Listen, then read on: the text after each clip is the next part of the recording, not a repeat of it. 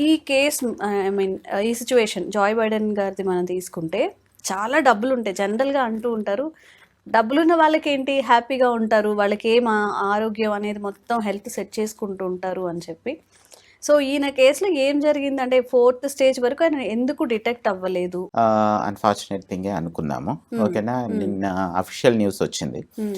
ఏంటంటే బైడెన్ గారికి ఓకేనా, ఫార్మర్ ప్రెసిడెంట్ ఆఫ్ అమెరికా హ్మ్. ఓకేనా, తను కార్సినోమా ప్రోస్టేట్ హ్మ్. ఓకేనా. సో దాంట్లో గ్లీసన్ స్కోర్ 9 అనేటువంటి విషయము, హ్మ్. ప్లస్ మెటాస్టాటిక్ డిసీజ్ బోన్ మెట్స్ కూడా ఉన్నాయి అనేటువంటి విషయం నిన్న అదేంటి అఫీషియల్గా న్యూస్ రిలీజ్ చేశారు. హ్మ్.